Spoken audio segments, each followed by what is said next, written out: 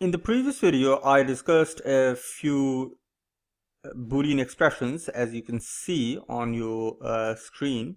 So we had basically considered some of the examples of these Boolean expressions. In this short video, I would basically discuss how you can assign the output of these Boolean expressions to a variable, which is pretty straightforward. So let's say I create a variable with the name of age criteria. So let's say this is the variable, and our age criteria is pretty simple. This age is less than 21.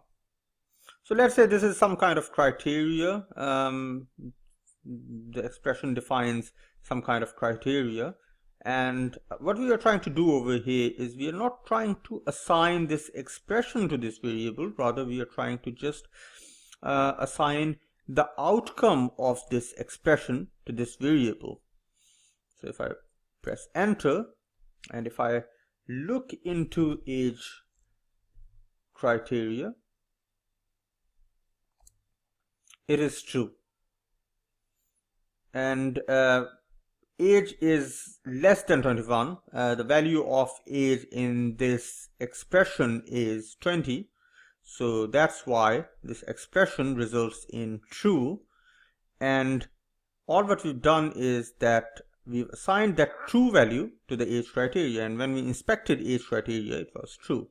So this can be handy. For example, in your code, if you are using this criteria, this expression at multiple places, then rather than writing the whole Boolean expression, you can basically make use of this variable because it is essentially holding the same value which will be generated by this expression.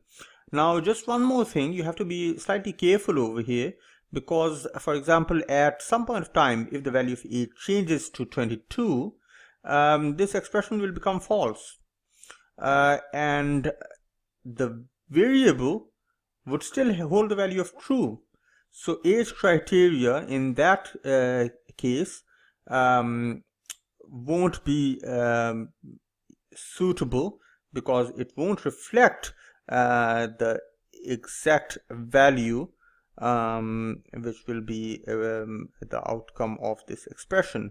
So let me show you what I exactly mean. Let's say I'm changing the value of age to 22, and now if I try to see the outcome of the expression, I can see that it has changed to false. But if I try to inspect the value of age criteria, it's still true. So you just need to remember this, that it holds the value of the expression. So if the expression changes, or if the variable's value changes, it won't update the value inside age criteria. So if you think that at some point of time the variable's value is changed, then you probably need to update age criteria by using a similar by using the same expression again, and this will update the value of age criteria. So this is a useful approach. You can basically, I mean, this is a very simple Boolean expression, but you would find yourself writing expressions which are much more complex and complicated than this simple Boolean expression. And in those kind of scenarios, it will be handy to save the outcome in a separate variable which you can use in your code at different places.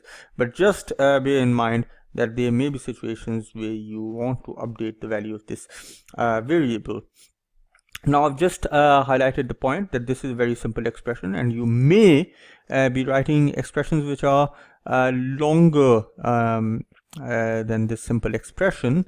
And in the next video, I will basically show how or what are the different ways or operators which you can use to write slightly more complex expressions, not complex, but slightly sort of more involved kind of expressions.